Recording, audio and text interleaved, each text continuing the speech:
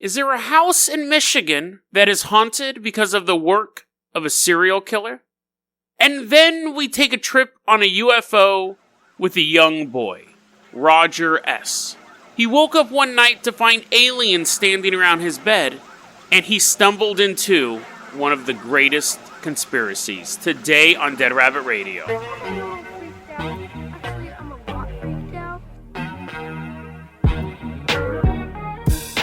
Hey everyone, welcome back to another episode of Dead Rabbit Radio. I'm your host, Jason Carpenter. I'm having a great day. I hope you guys are having a great day too. I hope you guys are having an awesome day leading into an awesome weekend. I've actually had a really good week. I've actually had a really good week. If you listen to the first episode, I was a little distraught because of the whole job situation, but everything's been going great. It's been awesome. And I want to thank you guys for being such awesome listeners. Really appreciate it. You guys rock. And I also want to say this too. I want to give a shout out to 3 listeners in particular: Wiggle Woggle Tutu, Herb Roasted, and H Sucker. All 3 of them left 5-star reviews on podcast apps. It could have been iTunes, could have been Podcast Addict, Spotify. I'm not for sure, but all 3 of them left. Not only did they leave 5-star reviews, but they left pretty detailed reasons why they thought the show deserved 5 stars. So I really appreciate that, guys. That helps get the word out too. Any way that you can support the show is always appreciated. So, and I appreciate you guys so much. You guys rock. Let's go ahead and move on to our first story here. So let's go ahead and hop on the Jason Jalopy. We're going to drive to Detroit, Michigan. Dun dun dun dun dun dun dun dun dun dun dun. That was supposed to be the 8 Mile song, but it wasn't. We're driving to Detroit, Michigan, right? And we're going to the Brush Park Historic District. So load up, let's go to stop at the gas station. We're going to get a bunch of Faygo. Yeah, glug, glug, glug, glug, glug. So we got our Sugar Rush in. So I think I've had Faygo one time. I imagine it tastes like Shasta. But Faygo, famed drink of the Insane Clown Posse, famed drink. I think you can only get it in Detroit, Michigan. I'm pretty sure it's just Ford factory runoff water that they slap a label on, and depending on the color of the water, that's the quote-unquote flavor. But anyways, prove me wrong. Send me a bunch of free Faygo. It's Detroit, Michigan. We're in Brush Park Historic District. We're specifically going to the Haught Mansion. Now, I'm sure I'm mispronouncing that. Not the word mansion, but Haught. H-A-U. How often do I spell stuff out on this show? H-A-U-G-H-T. The Haught. I don't want you to think it's Nellie's house. It's not the Haught Mansion. It's the Haught Mansion. Anyways, it's just this building on an empty lot. And we're just standing there. We're looking up at this. And I go, so, who wants to go in first? And you volunteer because you're the bravest of all of us. And you go in first. And it's been about 20 minutes. You haven't come back out yet. We're just drinking Faygo. We'll start painting our faces. We're juggalos now. And you still haven't come out. So we're like, well, that's the end of that segment. Now let's go on to the next one. No, eventually, though, we are going to have to go in and look for you in particular. We walk in, we're shining flashlights around. Spooky place. Now, this place became famous recently because of an urban explorer. And he wrote a book, and it was like a photo essay type book. And in this book, this house is featured. The book is called 13, An American Horror Story. And it's all about, like, these ancient, decrepit buildings and their sinister past and experiences that this urban explorer, he goes by the name Seph Lawless. It's illegal a lot of times to do urban exploring, so the fact that he's using a pseudonym makes sense. But anyway, Seph Lawless has photographed... Guys, don't do the comments just yet. The Seph Lawless is photographing these locations. He wrote this book. And he's kind of popularized this one. So we're walking around. So we've seen this place in Seph Lawless' beautiful photography. We're walking around, and it looks great. But the problem is, we find you cowering in the corner. Get up, man. Come on. He's like, no. I was just pretending to cower. I was just pretending to wet my pants. It was a social experiment. We're like, yeah, we still love you. So this place was a gentleman's club.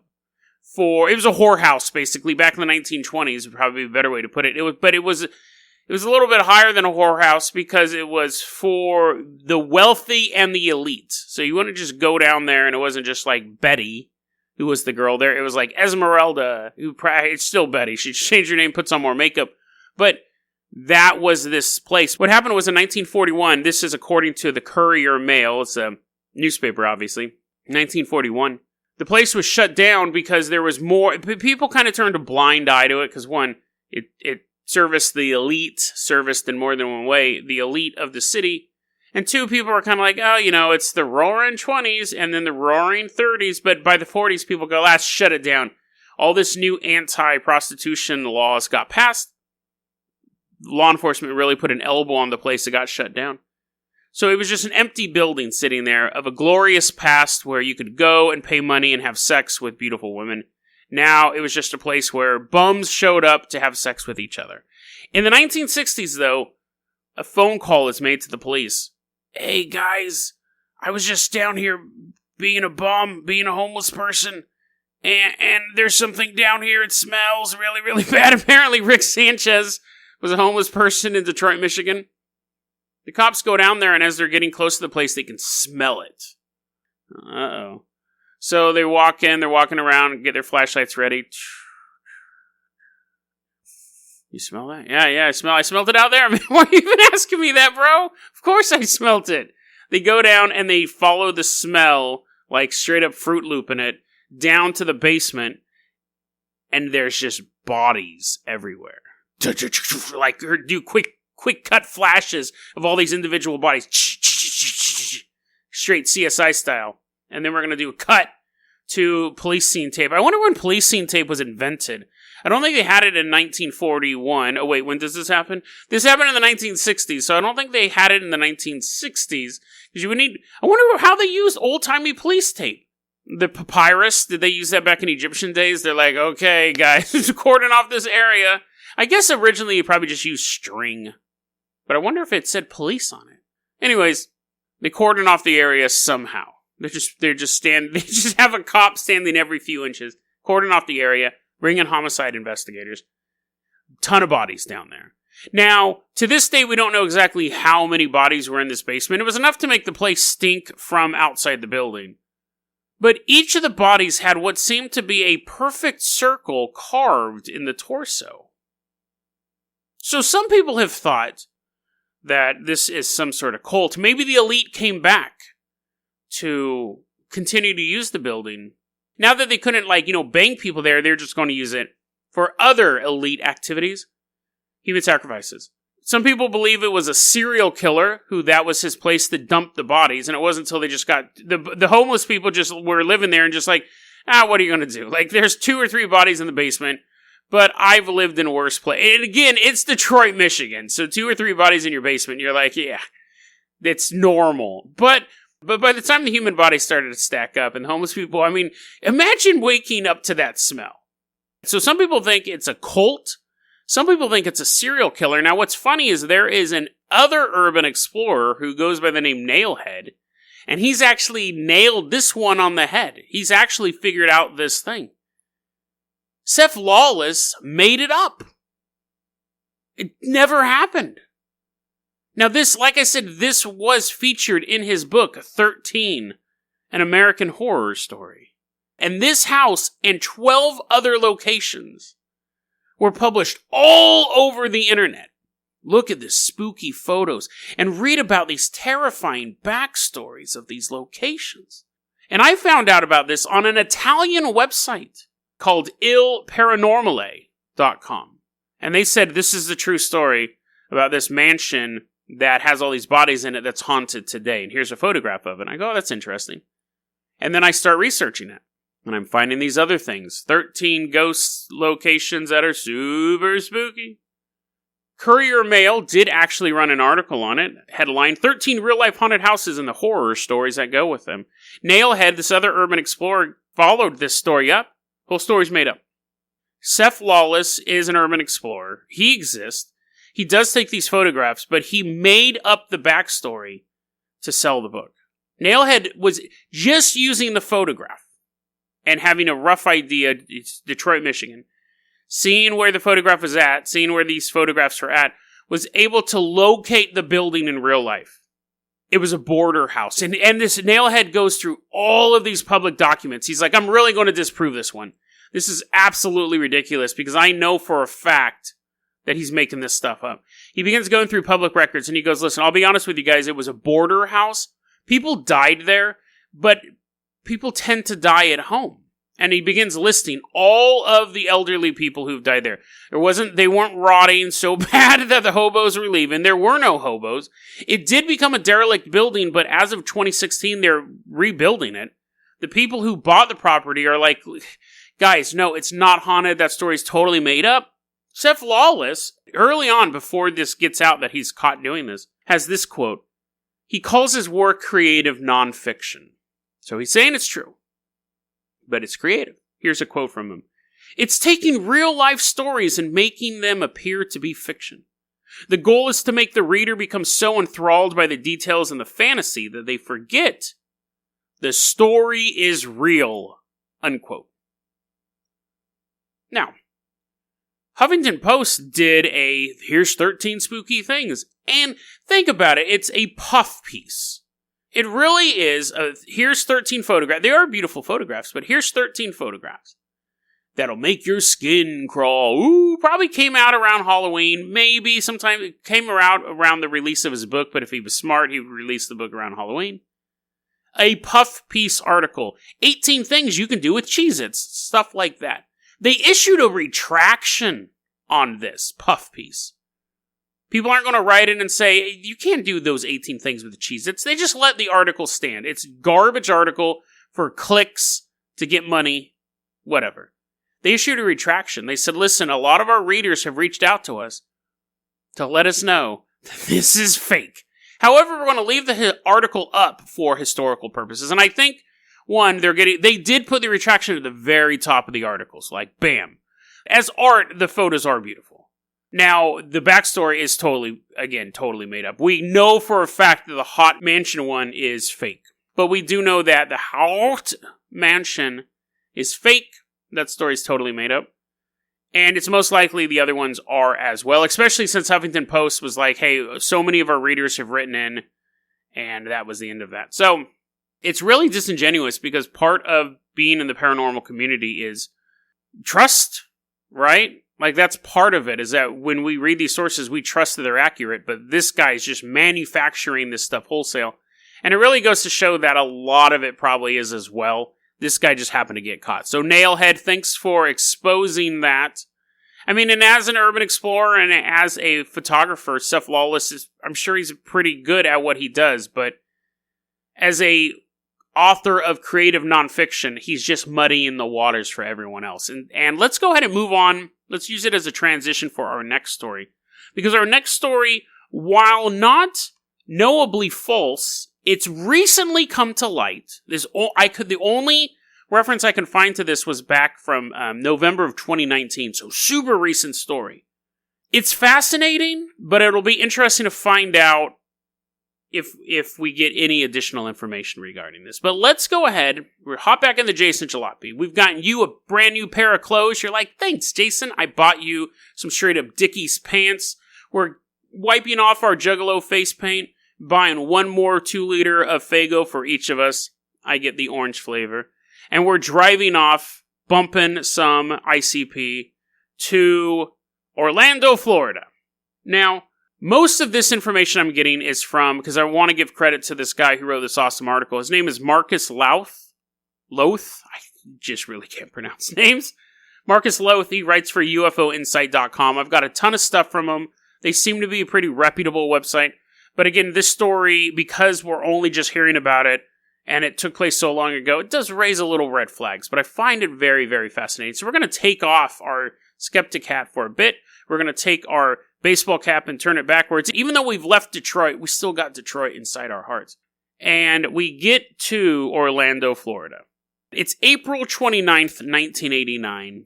It's 11:30 p.m. There's a little boy, little 10-year-old boy laying in bed. He goes by the name Roger S. That's an interesting pseudonym to use because Roger S. is actually hard to find on the internet. Because it keeps wanting to pull up Rogers.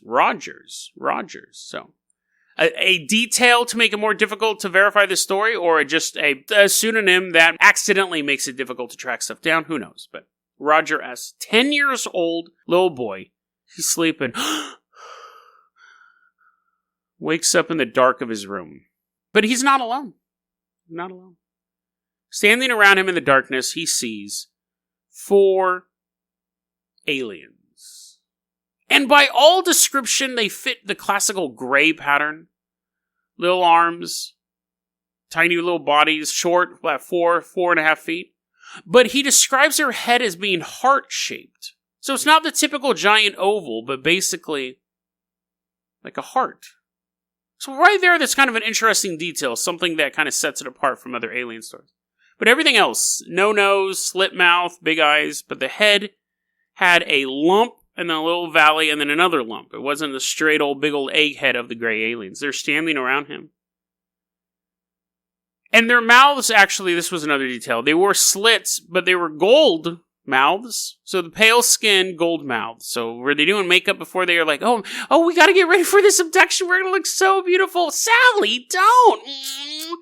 Beauty school dropouts playing over there. I wonder if they listen to music in UFOs, dude. Because think about it, like when you're in a battleship, I've never been on a battleship at sea, but I've seen like Under Siege, that documentary that came out a long time ago. As you're walking along in a battleship, right? I'm sure like you walk by the cook and he's like bumping some Guns N' Roses, right?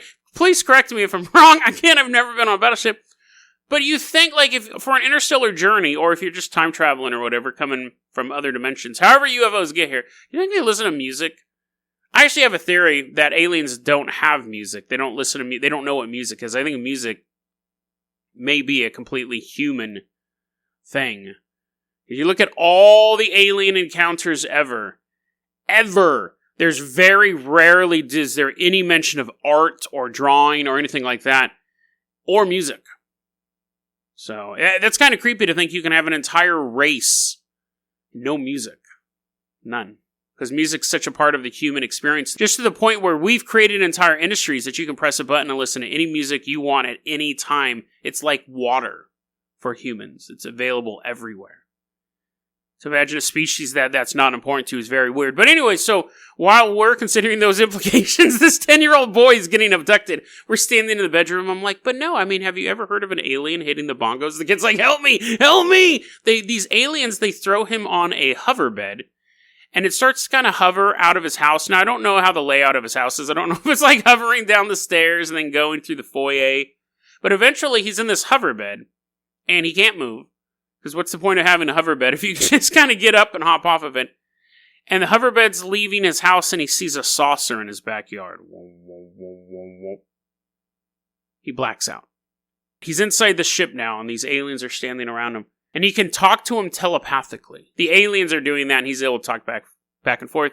And one of the aliens asks, "What are you?" Thinks about it for a second. He goes, human boy.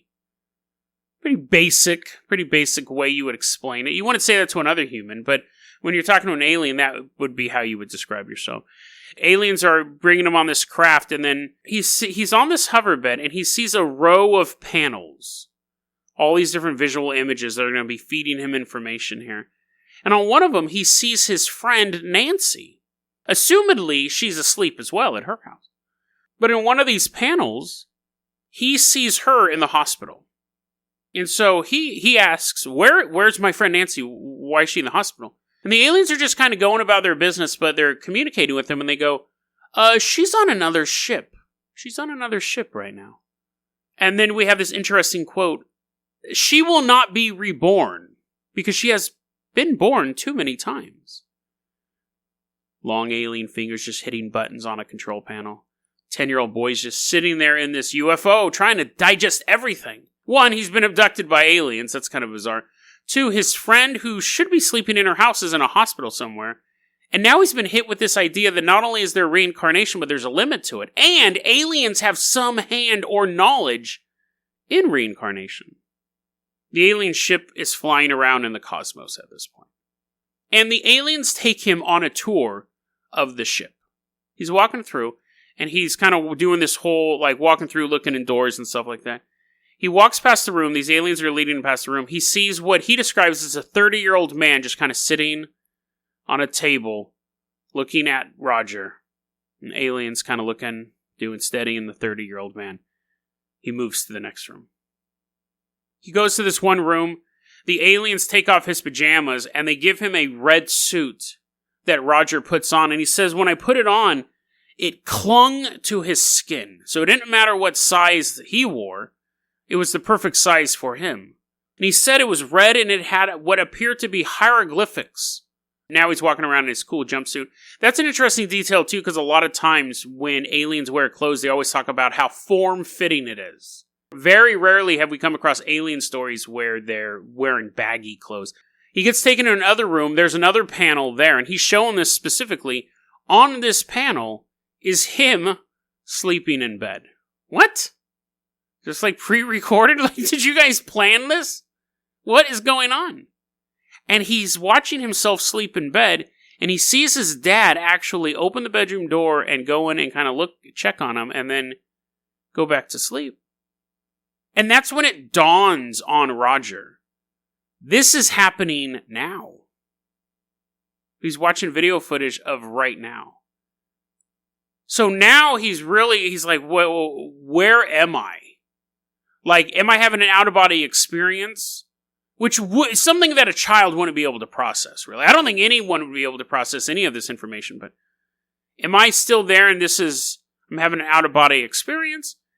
Is that a clone? Is that a doppelganger? Little Roger sitting in bed, and what if the dad walked up and touched it, and that would actually be creepy. The dad walks up and he, touches it, assuming it's a doppelganger, and it's not alive, and the dad's like, oh no, my son's passed away. And then the aliens look at him, and look at Roger and be like, well, that was unfortunate. We can't take you back home now, because how would we explain you coming back to life? I don't know. Or maybe, who knows what it was? But yeah, that if their plan was discovered halfway through, it's not like the aliens could show up with the real Roger and say, oh, here you go. Like, it would be too late. I don't know. That was kind of a grim thought experiment. He also, then they show him on this panel, video of himself skiing down a mountain in the future. He sees himself as this is a trippy one. And again, we really have to wonder, what is behind the story. But he sees himself as an older man, not super old, but, older than 10, skiing down a mountain. He's taken into another room, and there are heart-shaped head aliens with gold lips, but these ones are orange. They have an orangish tint. Drinking way too much of that Faygo, I bet. And he is told that these ones are the female of the species. Little orangies. Little females. And they begin to ask him questions about how humans procreate. And he's like, dude, don't ask me. I'm 10 years old. I have no idea. You abducted the wrong person. I couldn't even begin. I don't even know what procreate is. And he's like, yeah, that's fair enough. He then goes into a room, which seems to be kind of common in some of these stories. It's a room full of animals. A zoo, basically. And we always hear the same description. There's a mixture of real-life animals, so bears, badgers, boars, butterflies, baboons, banana slugs, and so forth. But also animals that he couldn't identify. Does that mean that the animals are alien? Does that mean the animals are from Earth that he's just not familiar with? We don't know. I guess the implication is they're alien. And again, since we're already if somebody on Earth said, I saw an animal the other day, I've never seen it before, I think it's an alien animal, you would be like, no, dude, you're an idiot, it's a real animal, let's go look at it. But if you're already on a UFO, and you're going to expect to see animals you've never seen before. But I've come across this a lot recently. People talking about these space zoos aboard UFOs, which would make sense because they're abducting people anyways. And again, that goes to show why are cows getting... I believe cows are getting mutilated, but I don't think they're UFOs. If anything, it's a human cult, some weird cult thing. But it doesn't make sense for a UFO to abduct a cow, suck all their blood up, and then throw them back onto the Earth. Why not just incinerate them? They can cut the cosmos in half with their vehicles. They don't have a heat ray. They don't have a crematory. But then they also are keeping all these other animals. It doesn't make sense. Cattle mutilations on a UFO perspective doesn't make sense. But then we come to the most interesting room, which honestly for this story is a bit of a high bar. Because we got space zoos, we got seeing into the future, we got the idea of out-of-body experience versus photocopies of humans being left so abductions could go on undetected. Did the father, that's kind of an interesting thing too, I'm not a parent myself, but did the father wake up in the middle of the night because he just felt something was off? Does he always check on his son? Or did something prompt him that night to kind of wake up and feel a little uneasy, something in the pit of his stomach that made him go in and check on his son and go, oh, everything's okay, when his son was really possibly millions of miles away? So it's a pretty weird story. We got reincarnation, we got hieroglyphics, spacesuits. But for the creme de la creme, for the coup de grace, whatever French term you want, the aliens really saved the best for last. So we got all this stuff going on. The aliens take him to one final room, and he sees a bunch of other humans in there. So we've already seen the 130-year-old man sitting on the table, but now we have a bunch of humans sitting in this room. And there's a bunch of hover beds as well. But the humans aren't on the hover beds. The humans are wearing what Roger could identify as NASA uniforms. And on the hover beds are unconscious aliens. And the humans are running experiments on them and taking notes. Roger is then dropped off at home, now being shown the greatest conspiracy possible involving UFOs. He's dropped off at home. We specifically get this quote from UFO Insight. The next thing he knew, he was alone in his room. Which, in normal terms, means he woke up. Like I said, the earliest we found the story was November 2019, and I keep seeing this same phrase. It says, Roger S. This is the story of Roger S. as told by James Greenan, but I can't find a James Greenan in UFOlogy. I found a bunch of James Greenans, but I couldn't find a particular James Greenan who's attached to this story in any sort of way. So, who knows why this story is just getting exposed now, who James Greenan is. Roger S. wants to keep his identity secret, I understand. I mean, it does make the story harder to verify, but I do understand that. So, there's a little bit of suspicions. There could be a ton of reasons why this is like this, but I think we'll assume for the sake of the story that it's true. The narrative's true, because I'd rather address some of the stuff there. The idea of the aliens having access to the future, the idea that the aliens have access to the knowledge of life and death, that makes them feel more supernatural than alien. But the idea that you have these aliens being tied to these abilities of seeing into the future, past lives, makes you wonder if there's not a more supernatural element than we previously thought. To me, though, the more interesting thing is the humans. Not only are humans working with aliens, but that humans are experimenting on aliens on an alien starship with the aliens' knowledge. I guess there's always been the suggestion that humans have worked on dead aliens or captured aliens. And this has always been kind of the X-Files type theory, that we found out aliens existed after the crash of Roswell. The government, or members of the shadow government, or deep state as it's known today, made alliances with the Greys or the reptilians or both to have an exchange. You give us technology to help win the Cold War or to take over the world, and we will give you humans that you can abduct. We will not investigate it at all. It's a quid pro quo situation. We want technology. You want humans to experiment on. That's always been kind of the main... I don't know if that's as popular as it used to be, but in the 80s and 90s, when I was really into researching UFO abductions and stuff like that, that was always kind of the underlying conspiracy. The U.S. government and governments around the world allow people to get abducted in exchange for technology. I think it's interesting to think that there may be another layer on that humans are not just finding dead alien bodies where they can and working on them, but the aliens themselves may be kidnapping their own alien people or to be experimented on by humans.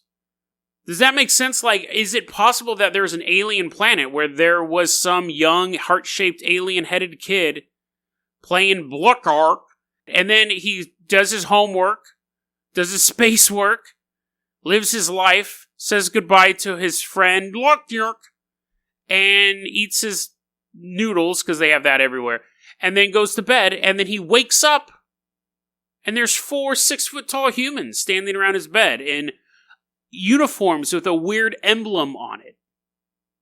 And the next thing he knows, he's being pulled around this ship. He sees some of his fellow aliens there, but he's mostly being worked on by these tall, pale creatures with small heads and beady little eyes.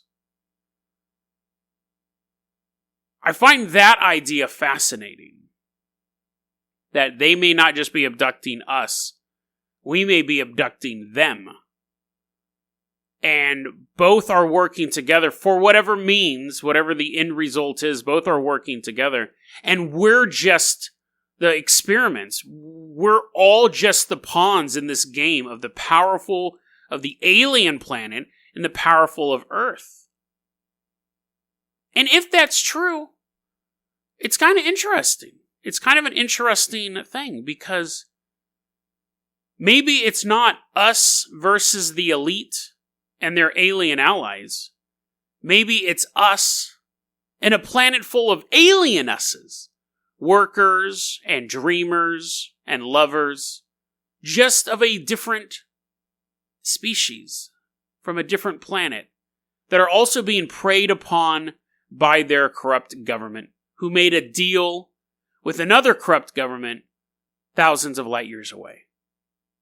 Because if that's the case, then we have allies. We have friends. Someday will we not be fighting an alien race, but be allied with an alien race to overthrow both of our systems of tyranny? Who knows? But it's an interesting spin on the idea of the alien brotherhood. We're not going to join some galactic federation and become just a cog in the machine. We're going to team up with other oppressed peoples across the galaxy and overthrow those governments that thought we were just there as specimens. An interesting theory that may simply be based on the dream of a 10-year-old boy. But it could be the start of a beautiful friendship. DeadRabbitRadio@gmail.com is going to be our email address. You can also hit us up at Facebook.com/DeadRabbitRadio. Twitter is @DeadRabbitRadio. Dead Rabbit Radio is the daily paranormal conspiracy and true crime podcast. You don't have to listen to it every day, but I'm so glad you listened to it today. Have a great weekend, guys.